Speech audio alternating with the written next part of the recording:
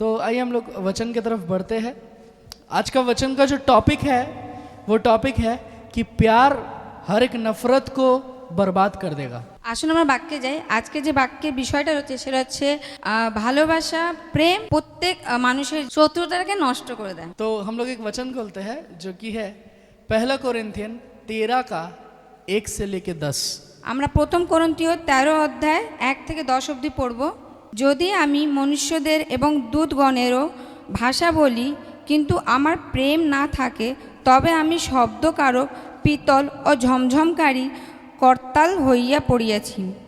আর যদি ভাববাণী প্রাপ্ত হই ও সমস্ত নিগূঢ় তত্ত্বে ও সমস্ত জ্ঞানে পারদর্শী হই এবং যদি আমার সম্পূর্ণ বিশ্বাস থাকে যাহাতে আমি পর্বত স্থানান্তর করতে পারি কিন্তু আমার প্রেম না থাকে তবে আমি কিছুই নহি।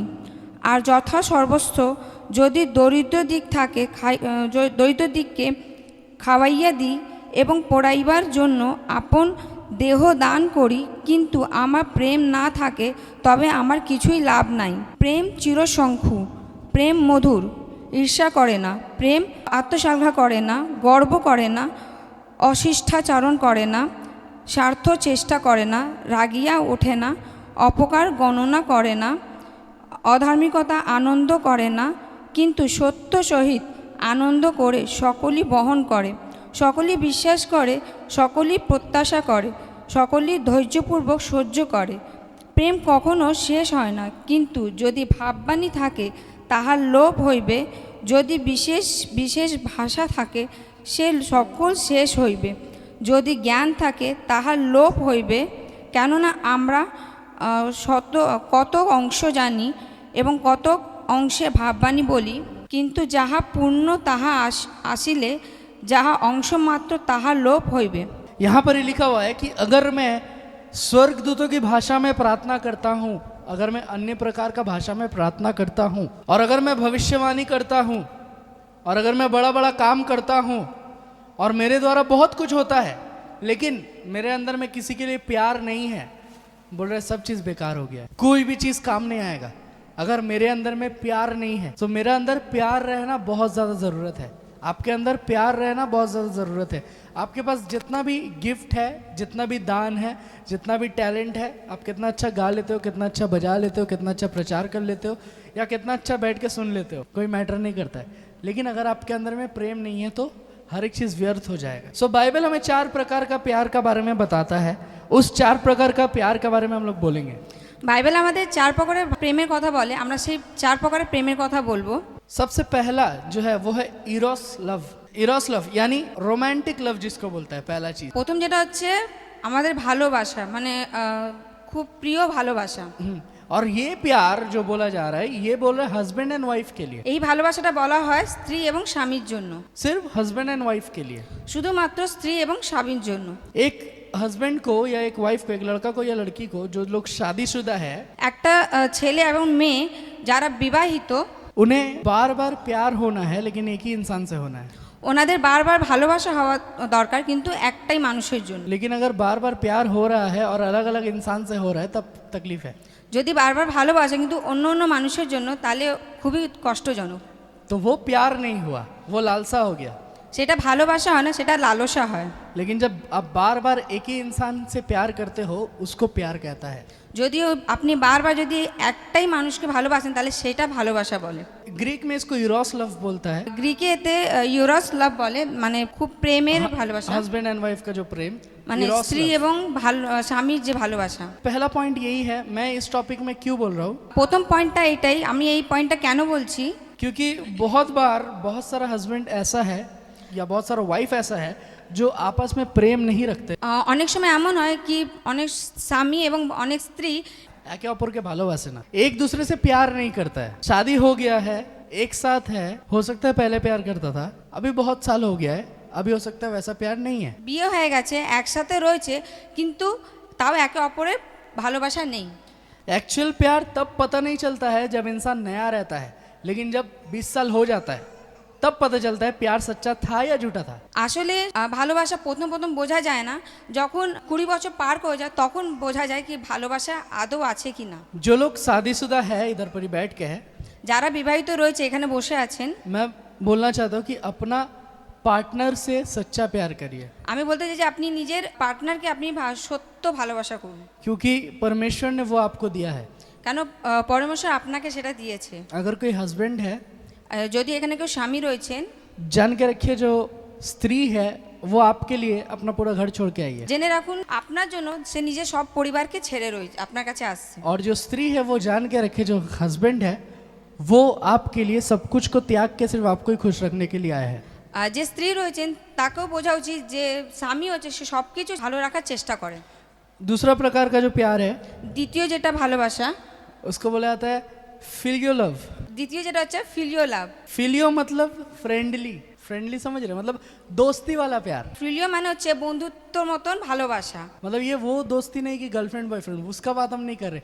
मतलब जैसे प्रभु यीशु मसीह ने कहा है अपना पड़ोसी से प्रेम रख, वो वाला प्यार। আমি এটা বলতে চাইছি কি ছেলে বা মেয়ের মধ্যে ভালোবাসা নয়, কিন্তু আমরা যে পারস্পরিক যে প্রতিবেশীকে ভালোবাসার কথা বলা হচ্ছে। कोई आपका दोस्त है या कोई भी आपका दोस्त है या दुश्मन है, प्रभु यीशु मसीह कह रहा है तुम उससे प्यार रखो। যে কেউ আপনার বন্ধু হতে পারে বা পাশের পরিবেশের লোকও হতে পারে, সেও যদি শত্রু হয় তাকেও প্রভু যিশু বলেন কি তাকেও প্রেম করো। क्यों बोल रहे हैं उसको भी प्यार करो? क्योंकि हमें नहीं पता दुनिया में कितना इंसान है जिसको कभी प्यार मिला ही नहीं है या मिलता नहीं है। কেন বলা হচ্ছে কি আমরা জানি না কি মানুষ ভালোবাসা পেয়েছে না, কিন্তু আমাদের তাও প্রেম করা দরকার। हम लोग को प्यार शो करना पड़ेगा हर एक इंसान को। আমাদের প্রেমটা দেখাতে হবে প্রত্যেক মানুষ। अगर आपके दिल में प्यार है, आप बोल रहे हो कि हम गरीबों का सेवा करेंगे, और आप सिर्फ माइंड में सोच रहे हो हम सेवा करेंगे, सिर्फ सोच रहे हो और सिर्फ बोल रहे हो, लेकिन आप कर नहीं रहे हो, इसका मतलब आप कर नहीं पाओगे। যদি আপনি মনে প্রেম রয়েছে কিন্তু আপনি ভাবছেন যে আমি গরিবদের কিছু খাওয়াবো বা কিছু সেবা করব, কিন্তু ভাবছেন কিন্তু সেটা করছেন না, তাহলে সেটা কোনো কাজ হবে না। हो सकता है आपके अंदर में प्रेम है, হতে পারে আপনার মনের মধ্যে প্রেম রয়েছে, लेकिन वो प्रेम बाहर निकल नहीं पा रहा है, কিন্তু সেই ভালোবাসাটা বেরোতে পারছে না, वो एक्शन में नहीं हो रहा है, ওটা অ্যাকশনে দেখা যাচ্ছে না, सिर्फ माइंड का अंदर ही रह जा रहा है। সেটা মস্তিষ্কেই রয়ে যাচ্ছে। तो वैसा प्यार परमेश्वर नहीं चाहता है कि जो सिर्फ अंदर में ही रह जा रहा है। এমন ভালোবাসা ঈশ্বর চায় না যেটা মনের ভেতরেই থেকে যায়। परमेश्वर ऐसा प्यार चाहता है जो दिखेगा। ঈশ্বর এমন ভালোবাসা চায় যেটা দেখায়। तो हम लोग को हर एक कोई को जानना होगा प्यार का मतलब क्या है। তাহলে আমাদেরকে সবাইকে জানতে হবে কি ভালোবাসার মূল উদ্দেশ্য কি। प्यार मतलब ये नहीं कि वो मेरा पड़ोसी है और बाइबल कहता है कि अपना पड़ोसी से प्यार करो, सो हम लोग चर्च में जाते हैं, मेरा पड़ोसी मेरा घर में आया और हमसे जो मांगा हम सब दे दिए। বাইবেল এটা বলে কি প্রতিবেশীকে ভালোবাসো, কিন্তু সে প্রতিবেশী যদি এসে যায় আর যদি সে বলে কি আমার সব কিছু দাও আর আপনি নিজে সব কিছু দিয়ে দিচ্ছেন, ভালোবাসা এটা বলে না। बाद में चर्च में आके रोइएगा सब लेके चल गया, পরে চার্চে এসে কান্না করবেন কি সব কিছু নিয়ে চলে গেছে। उसको प्यार नहीं कहता है, उसको मूर्खता कहता है। ওটাকে ভালোবাসা বলে না, ওটাকে মূর্খ বলে। उसको मूर्खता कहता है कि आपने सब दे दिया। ওটাকে মূর্খতা বলে যে না আপনি সব কিছু দিয়ে দিচ্ছেন। अगर आप दे सकते हो तो दीजिए, যদি আপনি দিতে পারেন তাহলে দিন। और आपको अगर समझ नहीं है कि क्या सही होगा क्या गलत होगा तो चर्च में इन्फॉर्म करना ज़रूरी है। যদি আপনি বুঝতে পারছেন না কোনটা সত্য কোনটা মিথ্যে হবে, তাহলে আপনি সেটা চার্চে এসে বলুন। बाइबल ये कहता है कि धोखा मत खाना। বাইবেল এটা বলে लिखा हुआ ধোঁকা साफ খাবে तौर না। से लिखा हुआ है कि दिन बुरा है, धोखा मत खाना। বাইবেল বলে কি দিনটা খুবই খারাপ কিন্তু ধোঁকা খাবে না। क्योंकि कोई भी आपको धोखा दे सकता है। যে কেউ মানুষ আপনাকে ঠকিয়ে দিতে পারে। बहुत कोई को अपना माँ बाप धोखा दे रहा है तो बाहर का छोड़ दीजिए। অনেকের হয়তো মা বাবা ঠকিয়ে দেয় কিন্তু তাকে আপনি ওনাদের ছেড়ে দিন। बहुत कोई का बेटा बेटी अपना माँ बाप को धोखा दे रहा है।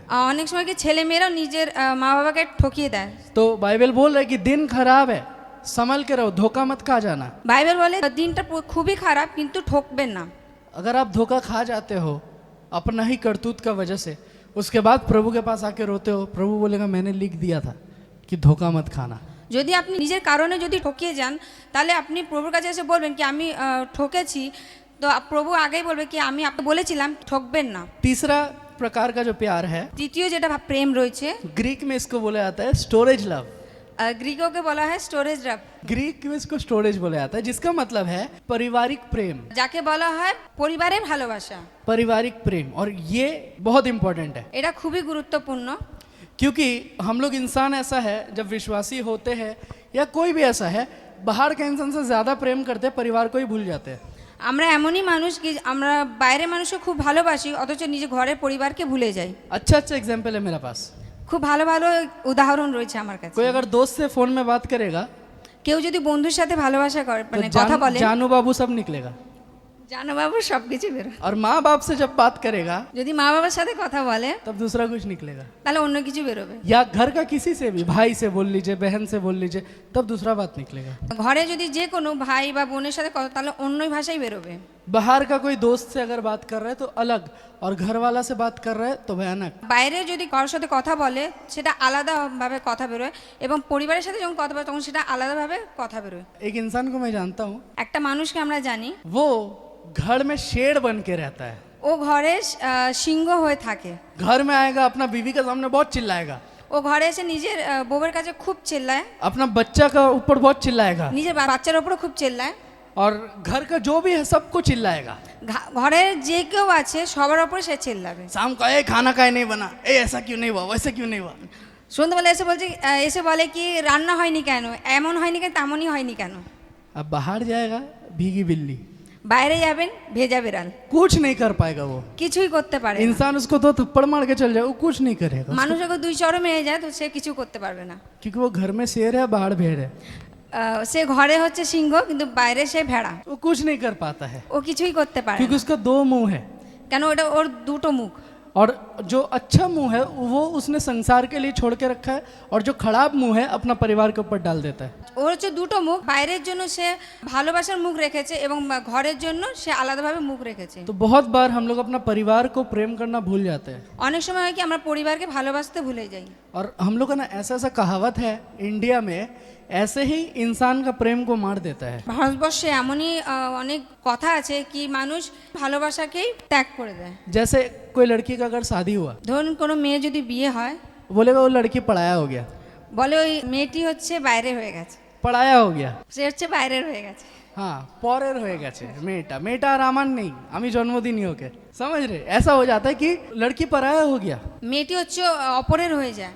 अब बचपन से लड़की लोग भी यही सुनते हुए आया है। ছোটবেলার থেকে अब শুনে वो लोग का क्या माइंड में चलेगा कि मेरा अगर शादी हो गया, इसका मतलब अब मेरा माँ मेरा अपना नहीं है, वो पराया हो गया। ওনাদের মস্তিষ্কে এটাই বসে যায় কি যে বিয়ে হয়ে গেছে, আমি এবার আমার বাড়ির লোকের নয়, অথচ আমি অপরের হয়ে গেছি। उसका बाद और भी डायलॉग आएगा कि जब पति आ जाता है या पत्नी आ जाता है, माँ को भूल जाता है, इसको भूल जाता है, इसको भूल जाता है। তারপর অনেকগুলো কথা আছে কি মাকে ভুলে যাচ্ছে, সবাইকেই ভুলে যাচ্ছে। क्यों? ये सब चीज परिवार का प्रेम को नाश कर देता है। কারণ এইসব জিনিস পরিবারের ভালোবাসাকে নষ্ট করে দেয়। बाइबल कहीं नहीं कहता कि पराया हो जाता है। বাইবেল কখনো বলেনি কি সে অপর হয়ে যায়। बाइबल कहता है कि अगर आपको परिवार दिया है परमेश्वर, उस परिवार को आपको प्यार करना ही है। বাইবেল বলে যে পরিবারটা আমরা দিয়েছি সেই পরিবারকে ভালোবাসতে হবে। बहुत कोई का परिवार नहीं है। অনেকের হয়তো পরিবার নেই। मेरा एक दोस्त है, उसका कोई नहीं है। আমার একটা বন্ধু আছে তার কেউ নেই। उम्र ज्यादा नहीं है उसका, उसका 22-23 साल होगा। বয়স বেশি নয়, 22-23 বছর। तो 22-23 साल उसका उम्र है, उसका माँ बाप आंटी वगैरह वगैरह जितना कोई सब मर गया। 22-23 বছর ছেলেটির বয়স, কিন্তু তার মা বাবা কাকা কাকি সবাই মরে গেছে। उसका वो सिर्फ एक ही प्रार्थना करता है সে একটাই প্রার্থনা করে कि प्लीज कहीं से मेरा माँ बाप मिल जाए मुझे। বলে দয়া করে আমার যেখান দিয়ে হোক আমার মা বাবা যেন পেয়ে যায়। बोला सिर्फ माँ बाप मिल जाए, कुछ नहीं चाहिए। শুধু মা বাবা পেয়ে যাই, আমি আর কিছু চাই না। और हम लोग के पास सब रहते हुए हम लोग बहुत सारा चीज मांगते रहते हैं। আমাদের কাছে থাকার সত্ত্বেও আমরা অনেক কিছু চাই। हम लोग फैमिली का अहमियत को भूल जाते हैं। আমরা পরিবারের যে সততা সেই জিনিসটা ভুলে যাই। अपना फैमिली को मत छोड़िए, নিজের পরিবারকে কোনোদিনও ছাড়বে না। कुछ भी हो जाए, যা কিছুই হয়ে যাক, पहाड़ टूट जाए, পাহাড় ভেঙে যাক, फैमिली को मत छोड़िए। পরিবারকে ছাড়বে না। पहाड़ वाला आपका साथ नहीं देगा, বাইরের লোক আপনার সঙ্গে থাকবে Family না, साथ देगा। পরিবার আপনার সাথে থাকবে। ठीक है? फैमिली को मत छोड़िए। हम लोग भी एक परिवार है, আমরাও একটা পরিবার, है ना? কোনোদিনও পরিবারকে ছাড়বো না। परिवार को मत छोड़िए। आप जिसको परिवार बोल दिए है ना कि तुम मेरा परिवार हो, उसका बाद वो अलग नहीं हो सकता। কোনোদিনও পরিবারকে ছাড়বে না। যদি আপনি কাউকে বলে দেন এটা আমার পরিবার, তো কোনোদিনও সেই পরিবার থেকে আপনি আলাদা হতে পারবেন না। आपका जिम्मेदारी बन जाता है वो कि ये मेरा परिवार है। আপনার দায়িত্ব হয়ে যায় কি এটা আমার পরিবার। कोई भी यहाँ पर ही लड़की लोग है जिसका शादी नहीं हुआ या कुछ भी, जान के रखिए आप पढ़ाया नहीं होने वाले हो। এখানে যে মেয়েদের বিয়ে হয়নি আপনারা জেনে রাখুন কি আপনারা অপর নয়। पढ़ाया आप कभी नहीं होगे प्रभु की नजर में। আপনি অপর কোনোদিনও হবে না প্রভুর ঈশ্বরের কাছে। आपका साथ परिवार है। আপনার কাছে পরিবার রয়েছে। बहुत कोई का देखिएगा ससुराल में जाके जब बेटी का परेशानी होता है, क्या उसका माँ उसके साथ खड़ा नहीं रहता है? অনেকজন যারা শ্বশুরবাড়িতে যায়, যখন মেয়েদের জীবনে কষ্ট আছে তখন তার মা কি তার পাশে দাঁড়ায় না? ऑफ कोर्स खड़ा रहेगा, অবশ্যই সে দাঁড়াবে। क्योंकि उसको पता है कि ये मेरा बेटी है। কেন উনি জানেন কি ওটা আমার মেয়ে। उस टाइम और बोलेगा नहीं कोर्ट पेपर में साइन किए थे पढ़ाया हो गया, उस टाइम कुछ नहीं बोलेगा, उस टाइम बोलेगा मेरा बेटी है भाई। তখন কেউ বলবে না কি আমি কোর্ট পেপারে সাইন করেছি যে সে আমার মেয়ে নয়, কিন্তু সে যখন সে কষ্ট পাবে তখন সে জানে কি এটা আমার মেয়ে। तो ये सब डायलॉग को भूल जाइए এইসব কথাগুলো আপনি और ভুলে যান। बचपन से ना अपना बेटा बेटी का माइंड में ये सब मत दीजिए कि तुम पराया हो जाओगी। ছোটবেলার থেকে কোনোদিনও বাচ্চাদের মস্তিষ্কে দেবে না কি তুমি অপরের হয়ে যাবে। साउथ इंडिया में यही गलती अभी तक हो रहा है। সাউথ ইন্ডিয়াতে এখনো অবধি এই জিনিসটা হয়। वो लोग बच्चा होने का पहले स्कैन करता है और देख लेता है लड़का है कि लड़की है, শিশু যখন জন্ম নেয় তার আগের থেকে স্ক্যান করে দেখা হয় কি ছেলে আছে কি মেয়ে আছে। और लड़की हुआ तो दवाई दे के मार दिया जाता है। যদি মেয়ে হয় তাহলে তাদের ওষুধ দিয়ে মেডিসিন দিয়ে নষ্ট করে দেওয়া হয়। और इनकेस अगर डिलीवरी हो गया যদি ডেলিভারি হয়ে যায় तो उसको भसा देता है, তাহলে ওটাকে ভাসিয়ে দেওয়া হয়, उसका जान ले लेता है, मार देता है उसको, क्योंकि वो लड़की है। ওর প্রাণ নিয়ে নেওয়া হয় केन তিনি মেয়ে। अबॉर्शन कर दिया जाता है। আবাসন করে দেয়। सोचिए यहाँ जितना लड़की जितना औरत लोग है, अगर आपको कभी अबॉर्शन कर दिया गया होता, आप आज इस जगह में नहीं होते। এখানে যতগুলো স্ত্রী বা মেয়েরা রয়েছে যদি আপনাদের কোনোদিন গর্ভপাত করে দেওয়া হতো তাহলে আপনি হয়তো এখানে থাকতেন না। कितना घटिया थिंकिंग है इंसान का कि इंसान पराया हो जाएगा, কত খারাপ ভাবনা চিন্তা কি মানুষ। पौर हो जावे। कभी भी आप अपना परिवार से दूर मत जाइए, কখনোই আপনারা নিজেদের পরিবার থেকে দূরে সরে যাবেন না, कभी भी नहीं। কখনো না। कुछ भी हो जाए, যা কিছুই হয়ে যাক না কেন कभी भी याद करिएगा कि बचपन में जो लोग अभी बड़ा हो गया है ना, थोड़ा पैसा पॉकेट में आ गया है, थोड़ा याद करिएगा कि बचपन में जब आपके पास कुछ नहीं था आपके साथ कौन था, आपका लाइफ को कैसे करके आगे बढ़ा है। याद रखिए ये सब चीज़ को। আপনি বড় হয়ে যাবেন যখন রোজগার করবেন তখন একবার নিজেকে ভাববেন কি আপনি যখন ছোটবেলায় ছিলেন তখন কিভাবে আপনি জীবন কাটিয়েছেন, একবার নিজেকে চিন্তা করে দেখবেন। इसको स्टोरेज लव क्यों बोल रहा है? এটাকে স্টোরেজ লাভ কেন বলা হয়? क्योंकि इसको स्टोर करके रखना है, কারণ এটাকে জমিয়ে রাখা হয়। इसको जमा के रखने वाला प्यार बोल रहा है, এটাকে জমিয়ে রাখার প্রেম क्योंकि বলে। इसको खोना नहीं है, এটাকে হারিয়ে যাওয়ার জিনিস क्योंकि নয়। ये एक ना एक दिन खोएगा जब परमेश्वर चाहेगा, এটা এক না একদিন হারিয়ে যাবে যেদিন ঈশ্বর চাইবে। लेकिन ये परमानेंट लव है। কিন্তু এটা স্থায়ী ভালোবাসা। तो परिवार से अलग मत होइए। পরিবার থেকে আলাদা হবে मुझे না। पता है यूएसए में होता होगा, আমি জানি ইউএসএ তো হয় लेकिन ये यूएसए नहीं है, কিন্তু এটা ইউএসএ নয়, आप इंडिया में हो। এটা ভারতীয়। ठीक है, यूएसए में होता होगा कि अलग हो गए और 18 साल हो गया, लड़का अलग लड़की अलग, माँ अलग बाप अलग, लेकिन बाइबल जो सिखाता है हमें उस चीज़ को फॉलो करिए। ইউএসএ তো হয়তো হবে কি যখন ছেলে মেয়ে 18 বছর হয়ে যায় তখন মেয়ে আলাদা ছেলে আলাদা অথবা বাবা মা আলাদা হয়, কিন্তু বাইবেল এটা বলে না, বাইবেল বলে একত্রিত হয়ে থাকতে। इस प्यार का बारे में ना घर जाके पढ़िएगा, रोमियो 1 का 31, दूसरा टिमोथी 3 का 3 और लूक का 15, इस जगह में इस प्यार का बारे में लिखा हुआ है। ঘরে গিয়ে আপনারা পড়ে নেবে রোমিও 1:31, দ্বিতীয় তিমোথীয় 3:3, লুকের 15।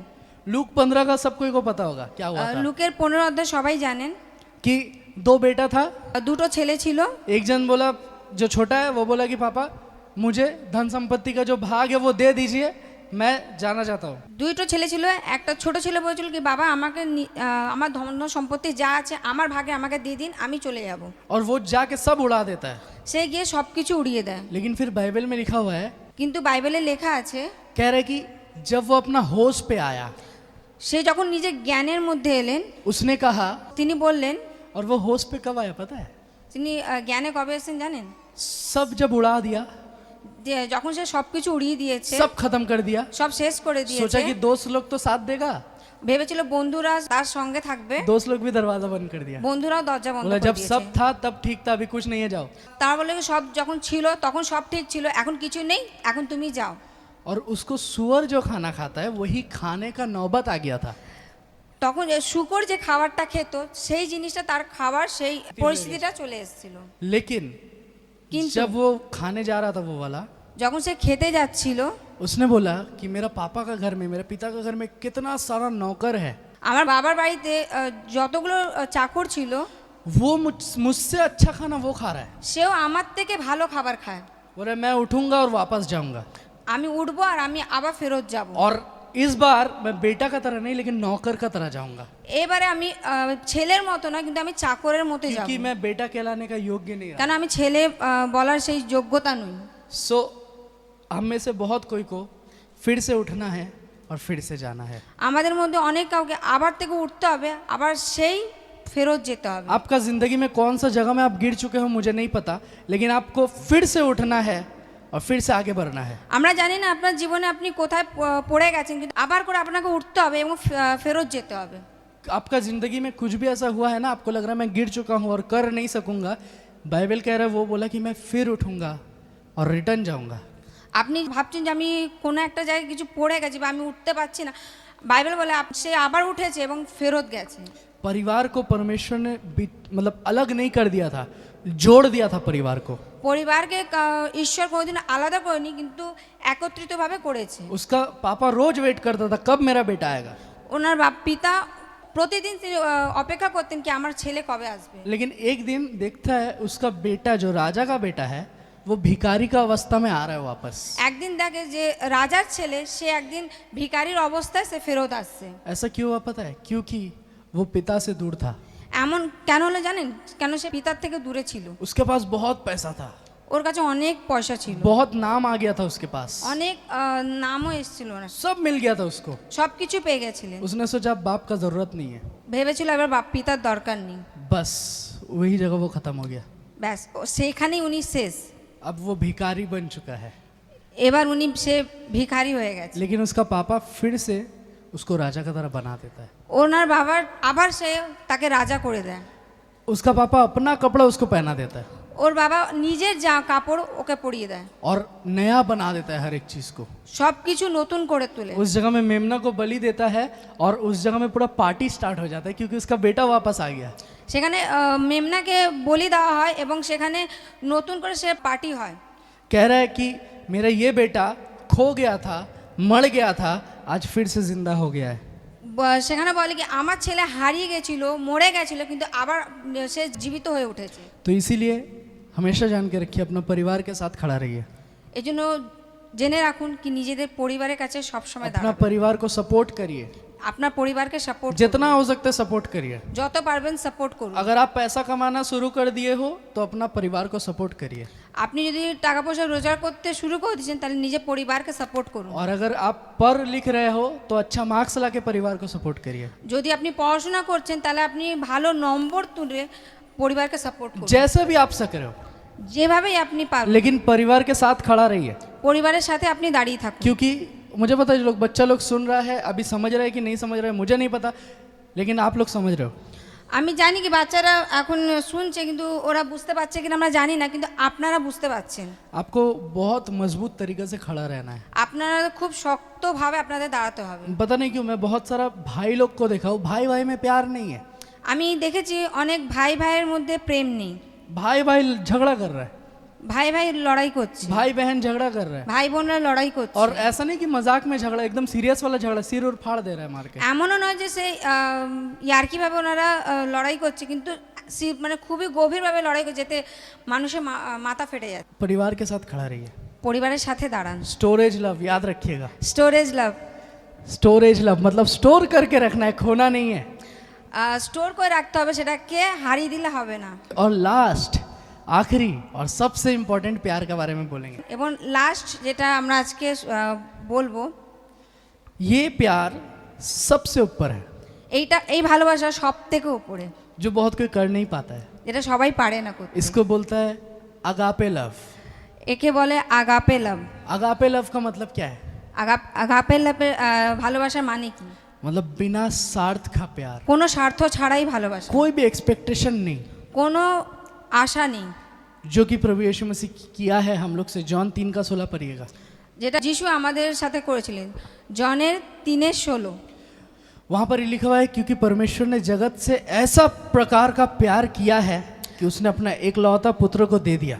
ওখানে লেখা আছে এমন জগতের সাথে প্রেম করেছিলেন যে নিজের একমাত্র পুত্রকে তিনি দান করেছেন, ताकि जो कोई विश्वास करे वो नाश ना हो लेकिन अनंत जीवन पाए। যে কেউ বিশ্বাস করবে সে নষ্ট না হোক কিন্তু অনন্ত জীবন পায়।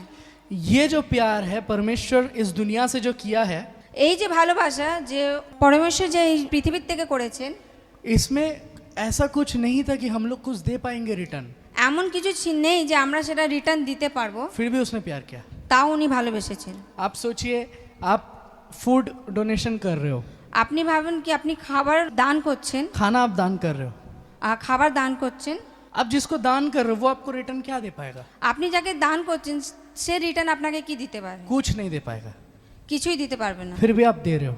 তাও আপনি দিচ্ছেন। इसको कहता है आगापे लव। একে বলে আগাপে লাভ। आप किसी के लिए कुछ कर रहे हो, आपको पता है वो मेरे लिए कुछ कर नहीं पाएगा, लेकिन फिर भी कोई प्रॉब्लम नहीं है, मैं करूँगा।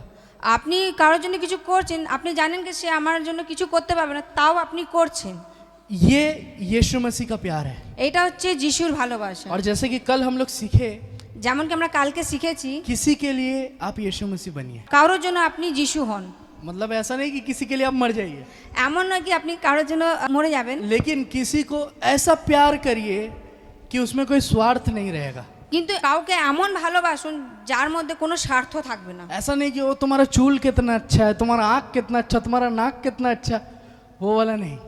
এমন না হোক কি আপনার চুল নাক কান খুবই সুন্দর হয়, এমন ভালোবাসা নয়, वैसा प्यार नहीं, এমন ভালোবাসা নয়, जस्ट प्यार। শুধুমাত্র ভালোবাসা। उसमें कुछ भी एक्सपेक्टेशन नहीं रहेगा, তার মধ্যে কোনো आशा थक आशा चावा থাকবে थक देना, ठीक है, कोई आशा नहीं रहेगा। ठीक है, आज लड़ाई झगड़ा क्यों होता है? क्योंकि बहुत आशा रहता है इंसान का कि ये मेरे लिए ये करेगा, वो मेरे लिए ऐसा करेगा, वो मेरे लिए ऐसा करेगा, और जब कर नहीं पाता है तभी झगड़ा होता है। আজ মানুষের মধ্যে ঝগড়া লড়াই কেন হয়? কারণ হচ্ছে আমরা যখন ভালো কিছু করি তখন আমরা আশা করি কি সে আমার জন্য এমন কিছু করবে বা ও আমার জন্য অনেক কিছু করবে, যখন করতে পারে না তখনই লড়াই হয়। कभी भी किसी से एक्सपेक्टेशन मत रखिए। কখনো কোনোদিনও কারোর প্রতি আশা রাখবেন না। समझ रहे हैं आप लोग? বুঝতে পারছেন? एक्सपेक्टेशन अगर आप रखिएगा आपको दुख लगेगा। আশা যদি আপনি করেন তাহলে আপনার দুঃখ আপনি পাবেন। सब कोई इंसान है हम लोग, সবাই আমরা মানুষ। और हम लोग जितना भी कमा ले, जितना भी जो कुछ कर ले, আমরা যতই রোজগার করি, যা খুশি করুন না কেন, हर एक चीज़ पॉसिबल नहीं है हमारे लिए। সব কিছু সম্ভব না আমাদের জন্য। कभी दुखी मत होइए, कभी एक्सपेक्टेशन मत रखिए। কোনোদিনও দুঃখ হবে না, আশাই রাখবে না। इंसान आपको बोल के भूल भी सकता है, মানুষ আপনাকে বলে হয়তো ভুলেও যাবে। इंसान आपको बोला है कुछ, उसका काम भी आ सकता है कुछ। হয়তো মানুষ আপনাকে কিছু বলেছে বা অন্য সময় কাজও অন্য কিছু আসতে পারে। प्रभु आपके साथ भी है প্রভু আপনাদের সাথে और আছে हमेशा रहेगा, আর সব সময় থাকবেন, हमेशा रहेगा। সব সময় থাকবেন। सिर्फ यहाँ नहीं, मरने के बाद भी प्रभु শুধু रहेगा। এখানে নয়, মরণের और পরেও থাকবেন। स्वर्ग में जीटीएन मिनिस्ट्री हम लोग एक साथ मिलेंगे, স্বর্গেও আমরা জিটিএন মিনিস্ট্রি একসাথেই থাকব। वहाँ भी हम लोग आराधना करेंगे, ওখানেও আমরা আরাধনা করব, वहाँ भी प्रत्युष गिटार बजाएगा, ওখানে প্রত্যুষ গিটার वहाँ বাজাবো। हम लोग मिलने वाले हैं फिर से। আমরা আবার দেখাবো। लॉकडाउन के टाइम में, कोरोना वायरस के टाइम में बहुत कोई ने प्रार्थना किया था कि परमेश्वर और नहीं करेंगे, तू ठीक कर दे, परमेश्वर इसको ठीक कर दे, हम सुधर जाएंगे, ऐसा नहीं करेंगे, वैसा नहीं करेंगे। सब नॉर्मल हो गया, फिर इंसान पाप करना शुरू कर दिया। লকডাউনের সময়, করোনার সময় অনেক মানুষে প্রার্থনা করেছিল কি প্রভু এই সব ঠিক করে দাও, আমরা আর সেই পাপের দিকে ফেরত যাব না। কিন্তু প্রভু ঠিক করেছেন, মানুষ সেই একই পরিস্থিতিতে রয়ে গেছে, সেই পাপের দিকে এগোচ্ছে, वापस पाप करना शुरू कर दिया। আবার থেকে সে পাপ করতে শুরু করে দিয়েছে। परमेश्वर को क्या करना चाहिए? পরমেশ্বরকে কি করা উচিত? उसका प्यार अगापे लव है, ওনার ভালোবাসা নিঃস্বার্থের कोई ভালোবাসা, कंडीशन नहीं है, वो आपसे प्यार करता है, কোনো স্বার্থ নেই, সে ভালোবাসে। इसलिए तो हम लोग जिंदा है। এই জন্য তো আমরা জীবিত। कितना कोई मर गया महामारी में, অনেকে মহামারীতে মরে গেছে, बहुत कोई मर गया महामारी में। অনেকেই মরে গেছে মহামারী। ट्रेन एक्सीडेंट हुआ कुछ दिन पहले, कितना कोई का डेथ हो गया। ট্রেন অ্যাক্সিডেন্ট হয়েছে কিছুদিন আগে, অনেকেও মরে গেছেন। ये सब कोई सोच नहीं सकता ऐसा एक्सीडेंट होगा, এটা কেউ ভাবতে পারেনি কি এমন ভাবে অ্যাক্সিডেন্ট হবে। बहुत कोई डेथ हो गया। অনেকেই মরে গেছেন। हम और आप जिंदा है, আমি আর আপনি हम लोग जिंदा है, আমরা জীবিত। तो इसका मतलब कुछ काम है मेरे लिए। এর মানে হচ্ছে আমাদের কিছু কাজ আছে, हम लोग का कुछ तो परमेश्वर रखा है हमारे लिए। আমাদের জন্য কিছু তো রেখেছেন পরমেশ্বর। उस काम को जान लीजिए, क्या काम है। ওই কাজটাকে জেনে নিন আমাদের কি কাজ। आपका जितना भी उम्र है, আপনার যতই বয়স হোক না কেন, काम बाकी है, কাজ বাকি আছে, काम बाकी है। কাজ বাকি আছে। मेरे द्वारा कुछ होना है, আমার দ্বারা কিছু হবে, आपके द्वारा कुछ होगा, আপনার দ্বারা কিছু হবে, जो बच्चा लोग है वो लोग के द्वारा भी कुछ होगा। বাচ্চাদের দ্বারা কিছু হবে। इसके लिए हम लोग जिंदा है, এই জন্য আমরা জীবিত हम लोग রয়েছি। फ्री फोकट का जिंदा नहीं है, আমরা ফ্রিতে कुछ জীবিত तो নই, काम है, কিছু তো কাজ আছে। इसके लिए तैयार हो जाइए। ওর জন্য তৈরি परमेश्वर থাকুন। फिर से दुनिया को हिलाने वाला है। পরমেশ্বর আবার পৃথিবীকে হেলাবে। आखिरी वचन आप लोग घर जाके एक बार पढ़ लीजिएगा, আর শেষ বাক্য আপনারা বাড়ি गए পড়ে নেবেন, ये सबसे इम्पोर्टेंट है, এটা सभी गुरुत्वपूर्ण। जो कि है पहला कोरिन्थियंस 16:14। প্রথম করন্থীয় 16:14 लिखा हुआ है हर एक चीज प्रेम से करो, লেখা আছে কি প্রত্যেকটা জিনিস ভালোবেসে করো, हर एक चीज प्यार से करो। প্রত্যেকটা জিনিস ভালোবেসে করো। नफरत करने का समय नहीं है हमारे पास, हिंसा करो और समय नहीं, नफरत करने का समय नहीं है हमारे पास, किसी से जलने का समय नहीं है हमारे पास, किसी को छोटा करने का समय नहीं है हमारे पास। प्रेम से रहिए। ভালোবেসে থাকুন। कल से नहीं, आज ही से शुरू कर दीजिए। কাল থেকে না, আজ থেকেই শুরু করে দিন, अभी से शुरू कर दीजिए। এখন থেকেই শুরু করে দিন।